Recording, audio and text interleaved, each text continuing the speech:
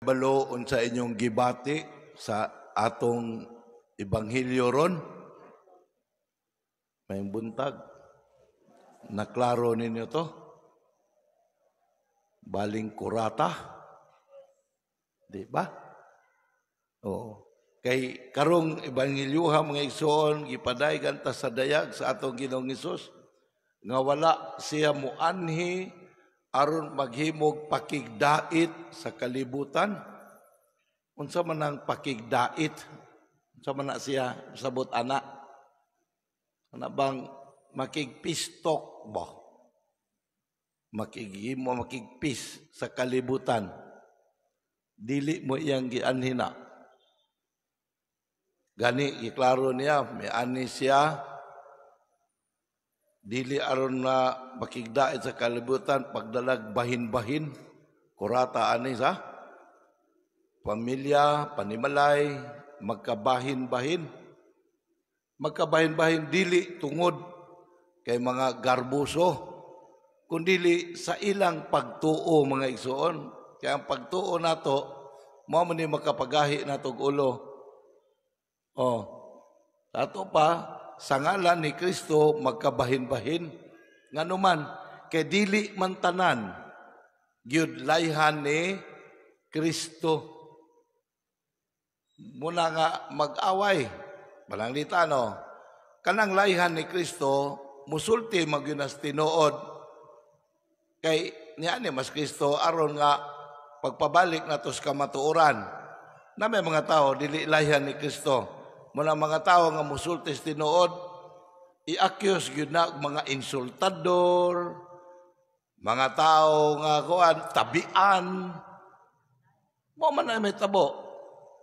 Ya, des pamilya mo po na may tabo. Alawa des pamilya, mingon ng anak. Ma, ngano kung gidawat niyo itong kwarta sa kandidato, tanawan na ron, nakadaog na lamang na. Na mayong pong ginikanan, ada paghilom ragod mo, kaya wa mo kasabot, nga may nalaman tong gihatag, di natay nalungag, nga us kakilong bugas. Laylahig pananaw, laylahig gituuhan. Maying buntag. Nganong ingon ani mo ni mga igsoon, nganong mo ni mahitabo. Aron maka-appreciate kita kay ani, mubalik ta sa atong kasaysayan sa kaluwasan maison. Salvation history. Balik tangan to. Nga unsa man, okay. Atong tuuhan mga igsoon, ato ganing katunan pagtuo. Nga ang kalibutan nga atong gipuy-an, napukan ni siya sa kaaway sa Dios. Kabalumog napukan? Kana bang napildi ba? Napildi. Nadaog. Nakisa may nakapildi sa kalibutan. Ang kaaway sa Dios, kinsa man ang yawa. Munang ang yawa, iyang pagtulunan mo'y naghari sa kalibutan. Karon mo na makasabot kita, nganong atong kalibutan gipuyan, baling gubuta kayo, bisag asang dapita, na mga nagagiran, nagpinatsanay. Bantay mo anak? Nganong di magkita makapuyog malinawon kuno kadako kay kalibutan? Kaya ihayag pa si garbo. Nganong naingon ani man na mga igsuon, atong balikon. Kaya ang pagtulunan sa kaaway sa Dios mismo nga mao ang yawa, mao may naghari sa kalibutan. Kaya napukan man ang kalibutan. Mao bitaw ang mga igsuon, kay kung atong tanaw ni, ang kalibutan nga gibuhat sa Dios mga igsuon, pagkanindot jud kaayo ang mga binuhat sa Dios mga igsuon. Una ang kalibutan natong gipuyan, iyang gibuhat ang tanan nga naa niini. Aron nga ang tawo magpuyo madagayaon, di ta mabalaka, kung sa atong kanon unya, kaya naa naman ang tanan din Di ka mahadlok, kay paraiso man ang kalibutan mga igsuon. Unya, ang kinatumyan, the crown sa iyahang mga binuhat nga mga maayo, mautang tawo. Mutag iya tanggi buhat nga iyang larawan, iyang picture. Mabita ng basically, ang tanang binuhat sa Diyos misyon maayo. Munang kitang mga tao, fundamentally mga maayo gyud ta. Na dili lang kay maayo mga igsoon. Maanindot pagyud. Maanindot ang tanang kabuhatan sa Dios. Mauna nga ang kaaway sa Dios, ang yawa maison, ang iyang buhat, mao ra gud ni pangguba ra gyud sa gibuhat sa Dios nga mga maayo ug mga nindot. Aron nga ang kabuhatan dili mo ila sa iyang magbubuhat. Mao ra gud buhat sa yawa, pagdaot, pangguba, ingon ni ana. Na tagata mo example ha, tagata mo example. Kitang mga tao gibuhat man ta sa larawan sa Dios. So di lang kay maayo ta. Nindot pag kita mga gwapo-gwapa tang tanan. Tinudanay ko na mga igsoon. Kamo, kita mga gwapo-gwapa ta, kitang tanan. Nya kisa may gasulti na tungilad ta. Maota. Ang kaaway sa Dios. Gisultihan ta niya sa mga bakak nga pagtulunan. Unya nituo pud ta. Tinudan na mingo man ang yawa o.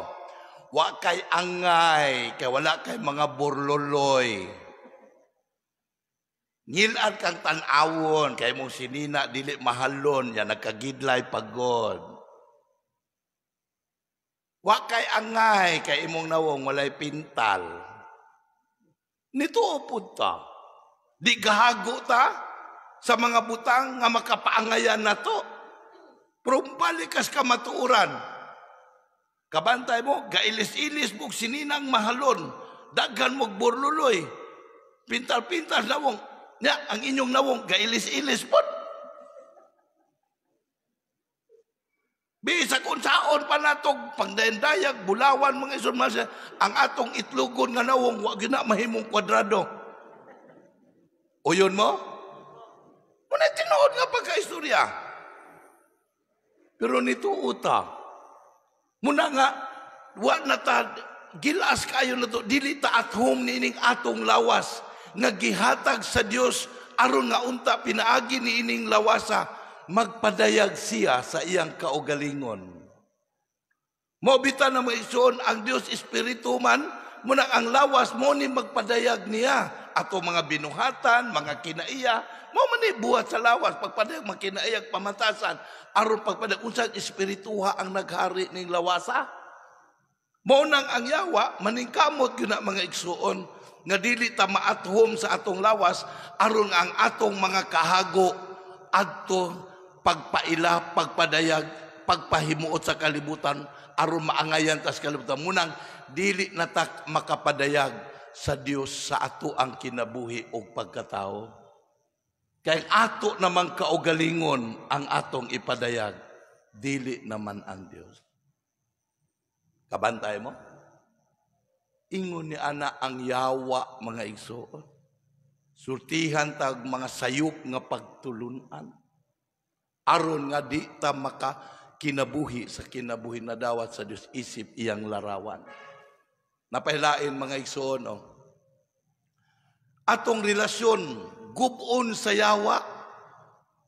Walay relasyon nga mahitabo nato mga igsoon kung wala tay pagtuo o pagsalig sa usag-usa. Relationship is built in trust. Portala wag giunsa ni pagguba. Karon lang bago, COVID. Di na kakaigam tay pagkadyot sa. Wa po kagisipon. Nabagduda na ta, kay maitang pagkaluto. Nga numan, kay ang gitudlos kalibutan nga, magduda ta sa usag-usa, suwa na tayo pagsalig. Guba atong relasyon. Bantay mo? Oh. Pero, nga numang panahon sa eleksyon, wa may COVID lagi. Karon si BBM na presidente, nagihapoy COVID. Mas maayda ko ni mag-eleksyon kada adlaw na ko mag-isuon. Di ba? Si awa, ana. Ingon ni ana ang yawa mo sulsul bisan unsaon pagguba ang kabuhatan sa Dios nga maanindot kaayo og maayo. Maunang ang Dios mga igsuon, dili siya buot nga mahalayo kaniya ang iyang kabuhatan nga napukan sa sala. Munang padala siya og mga propeta. Aron pinaagi siyang pagpadala sa mga propeta, masabtan natong mga tao unsay kabubuton sa Dios alang kanato. Mao bitaw nang sa unang pagbasa nga gikutlo sa basahon ni Jeremias, gihulagwayan ta may tungod sa nahitabo sa tinuod nga propeta sa Dios. Ngano niyo tang tinuod nga propeta sa Dios? Naa day bakak nga propeta sa Dios? Naa mga igsoon.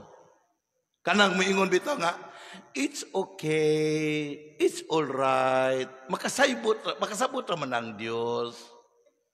Moonay mga bakak nga propeta mga igsoon. Kaya ang tinuod nga propeta sa Dios mga igsoon, musulti unsay kabubuton sa Dios. Unya ang kabubuton sa Dios siguro sa atong nabalaan, ang iya rabang pamaagi, di man atong pamaagi. Iyang panghuna-huna, dili man pud atong panghuna-huna. Dili ba? Maubita na nga kun atong paundayunan, atong panghuna-huna natong mga tao, mga igsoon nga muuyon ang Dios nato, baling kurata. Ngano man? Na kanang mga tao nga magampo miyong Ginoo, may tag mga matay naning mga daotang tawo, bitaw maayo nya ikaw mo'y magsugod. Ngano man?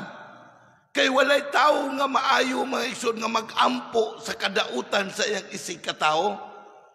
Ang maayong tao magampo alang sa kaluwasan sa mga daotan. Maobitan nang ang pamaagi sa Dios, di pud pamaagi sa tao. Kay kung ang pamaagi sa Dios mununod sa natong tao pagkangilarang tan-awon dagway. Ngilad dagway tan-awon nga naman tanawa. Ikaw nga nagtuo nga may kang tawo. Ya imong tapad dautan. Unya kay mayong tawo, muro may ulanon, gatapat mong duha ikare giulan siya wala, may baron. Nakagets mo? Pero ganong dili man amoy nahitabo, kay ang pamaagi sa Dios maison, di man pamaagi sa tao. Unsa may pamaagi sa Dios maison, nga unta kita nga iyang iyang larawan, ang tao nga gibot sa iyang larawan, muila unta ta kaniya. Gitagaan ta niya og chance. Pero tanawa, unsa may nahitabo sa propeta sa Dios, dinhi sa kalibutan, wala siya dawata. Pantay mo, si propeta Jeremias, wala siya dawata. Gaplano pa kayo sila ng patyon. Kaya nga no, kaya nga mga pagwali, pagtulunan, wa man mahauyon sa ilang pagtulunan mga igsoon. Munang dini makasabot kayo ta, nganong sa atong ebanghelyo. Niabot na ang panahon nga diin, gipadala na sa Dios ang iyang misiya. Dini ta makasabot, nganong atong Ginoong Hesus miingon, wa siya mo ani aron mahimog pakigdait sa kalibutan, meaning magpahauyon sa kalibutan. Kundili pinaagi sa atong Ginoong Hesus maison iya tang gibatyagan nga kita nga nawala, napukan sa kaaway sa Dios, giangkon ta balik sa Dios mga igsoon. Pinaagi sa atong Ginoong Hesus, giangkon ta niya balik. Mobita nang aron nga mahawas ta sa pagkabinilanggo sa kaaway sa Dios. Una gunyang gibuhat mga igsoon, gipailhan ta nga adunay Dios.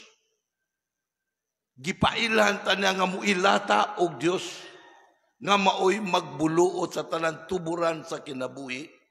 Maobitan nang sa iyang pagpaila nato og Dios, dili lang simple nga Dios ang gipaila, iya pag yung gipatawag nato og amahan. Ngano man mga igsoon nga ang gipatawag nato og amahan, aron mag-amgo unta ta nga iyang mga anak. Kabantay mo dias bunyag, balik ra mas bunyag, kamo maginika nga pabunyag, balik mo unsay gipahinumdum sa pari niyo pagpabunyag sa inyong anak. Katong sa last part ba, gina nga kining inyong anak nga nabunyagan na tao na pag-usap, gitawag na sa karon nga anak sa Dios, kaysa pagkatinuod anak man siya kaniya. Nganong mo man gipaila nato mga igsoon, aron nga magkinabuhi ta, nga masinugtanon ug masaligon sa Dios. Tanawa ra gud, di ba? Nay pagtulunan atong Ginoong Hesus na kanayon. Hangtod nga dili kamo mahisama ni ining bata. O wasa mag-ingon nga magbinata. Lahi na magbinata ha. Yang isa, hangtod di kamo mahisama ni ining bata dili kamo makasulod sa gingharian sa langit. Kay unsa din ang pagsulod sa gingharian sa langit, mga igsoon? Ang tao nga mosulod sa gingharian sa langit, mauna ang nagpahari sa Dios sa iyahang kaugalingon. Maubitan ang usao man nato pagpahari sa Dios, muna may sama tag mga anak sa atong ginikanan, tanawa ra gyud ang mga batang walay buot, mga igsoon. Nakaagi mo gitang tanan anak, portingali di na ta kahinumdum kay wa pa man tay buot. Tanawa ng mga batang walay buot. Di ba musalig yun kay nas ilang ginikanan? Paisog-isog para bagyo kisang murag dakong tawo. Labi na makakita siyang ginikanan. Kabantay mo? Ya, bisag unsay isugo sa ginikanan. Mutuman yun ang batang. Walay buot. Nganong mutuman man? Tungod siyang pagsalig sa iyang ginikanan. Mauunta ni ang mahitabo nato, mga igsoon. Maubitaw na nga gipaampo tas atong aron makaton ta pagsalig ni moong Dios, gipailan tag Dios nga mao tag iya sa atong kinabuhi. Munagintang matuman ang imong pagbuot nga wa gyoy katumanan. Tengano man wa man ta mahulma pagsalig og Dios. Na tagantara gumog example ha, katami example. Typical kay ni Mason makita gyud nato ni kada batang sa matag higayon bitaw nga naay mamatay. Mamatay mo biha dia sa pamilya. Pipila kaha, una ba kahay muingon magampo sa Ginoo. Salamat mga anak, mingo salamat Ginoo nga gitagaan mi nimog amahan nga wala magpabasik tuming wa pa mi natawo. Munang noon naka-enjoy miskal nindot kalibutan nga imong hinimo. Gapasalamat. O di ba ka ginikanan niyong salamat Ginoo sa paghatag nimo namog mga anak kay imo ming gipailhan sa imo nga ikaw tuburan sa kinabuhi o kinabuhi sa gugma. Pipila ka kay nakapasalamat ani? Wala gyud. Wala nakapasalamat sa Dios. Nya ingon-ingon nato sa man padre atong kinabuhi Dios may tag-iya ipahulaman raman ta. Ya, na day manghulam nga o kuhaon na sa tag-iya, dili na to iuli ang hinulaman. Nya inikuli na to, unsa may atong isultis nga pahulam na to. Di ba salamat? Nganong di ba ta makapasalamat? Day ino ni kang salamat, nanunglumang ka. Mo na pagtulunan sa yawa mga igsoon nga aron dili ta makaila o gratefulness, gratitude ngadto sa Dios. Nga si kinsa man ta, nga iyang gipaambitan, gisaligan sa iyang kinabuhi o gipakataw ni kalibutana. Di ba we are supposed to be grateful nga to sa Dios? Tungod din dakong gasa nga iyang gihatag nato. Pero wa man ta pailahan na. Kay kung muilan na ganit gratefulness, gratitude, muilan na gratitude nga to sa Dios mga igsoon, ang mahitabuan na, mahimo man tang obedient nga to niya. Mahimo man tang siya lamang ang atong alagaran. Mabitan ng mga igsoon, di na sa atong Ginoong Hesus, mauni ang iyang gibuhat. Gibalik ta. Giklaim tagbalik sa Dios. Munang diha sa pagkaiusan nato sa atong Ginoong Hesus, nahibalik atong dignidad sa atong pagkaanak sa Dios. Maunang mga igsoon sa ikaduhang pagbasa, di nita makasabot ang pagpahinumdum, no? Natong mga Kristiyanos, ilabi na kita karong Kristiyanos, atong balikon ang ikaduhang pagbasa. Ngadto gikan sa sulat ngadto sa mga Hebreo para punin nato may sunod sa giingon dinhi. Sanglit gilibutan man kita ni ining dakong pundok sa mga saksi. Isalikway ta ang tanan nga nakababag kanato ug ang sala nga naghawid kanato pag-ayo ug daganon ta nga matinud-anon ang lumba nga atong gisalmutan. Itutok ta ang atong mata kang Hesus nga maoy gisandigan sa atong pagtuo ug maghingpit niini. Mo gini gipahinumdum man nato mga igsoon. Gita sanglit gilibutan man ta sa dakong saksi. Kisa man nagisgutan mga dakong saksi, dagang saksi. Kita nga nagkatigom karon. Tanawa imong mga kisig kakilid, mga saksi ni kay gapabunyag ta sa ngalan ni Kristo. Mao na kita po nahimo po ta nga magdasiganay ta sa usag-usa. Aron unsa man maningkamo ta mga igsoon giingon dinhi. Atong balibaran ang pagtulunan sa kaaway sa Dios nga mao ang yawa. O gani gitagaan pataog kuan kaniniong sanglitanan sa mag-usa ka atleta ba nga mudagan mo nga nisamo ni apit ni salmot og lumba nga tinud-on gyud padu bag atlet ba mga igsuon nga kung apil gani ka og competition tinud-on nimo kay dili nimo tinud-on way kapuslanan ang apil-apil nimo competition dili ba mao pud ni ang atong kinabuhi sa kaluwasan, ang atong pagtuo, seryosohon po nato ni, tinuduon nato ni. Nga naman, kaya ang kinabuhing dayon mga igsuon, dili baya na joke only. Dili baya na funny. Ang langit o ang impyerno mga igsuon, sumalapas atong Ginoong Hesus, dili man na siya joke only. Dili po na funny thing. Ang pagbiya nato sa kalibutan mga igsuon, dili man ni joke only, dili pud ni funny. That's why we have to be serious with our faith. Muna nga kung iyong gusto ming malangit, Padre, atong tinudoon nga magpalangita.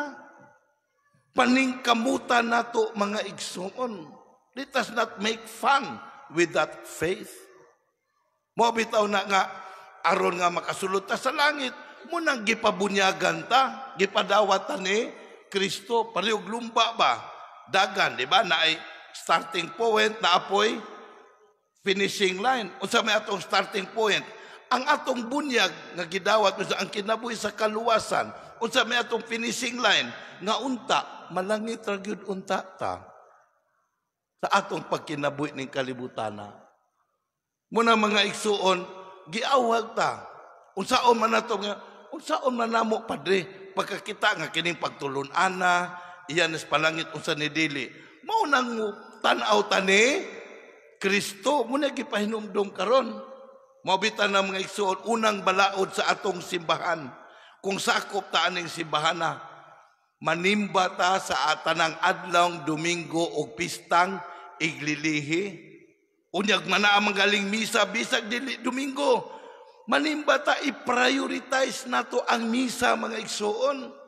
Dili nato himuon nga secondary, tertiary, or basta lamang kay o ganahan ka mo simba. Make it i-priority. Nga naman, kay diya sa misa mga igsuon, anak man ta makadungog ni Kristo nga mao ang matuod nga pulong sa kinabuhi mga igsuon. Ang kalanon sa kinabuhi nga maghatod nato sa langit, dili ba? Munang mga igsuon, manginaot kita, nga sa ato ang pagpadayon sa atong panaw sa kinabuhi, ang kaaway sa Dios kanunay ginang magtintal, maghatag na itong mga pagsulay mga igsuon. Muna nga, magligun ta sa atong pagtuog, pagsalig nga to sa Dios, magampo ta kanunay kaniya.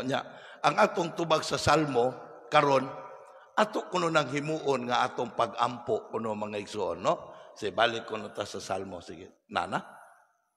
On, sige. Na ato na sang litukon nga maampuon, no? Sige, ready, go. Usbon na to. Kanang prayerful yun, tinudanay, go. Amen.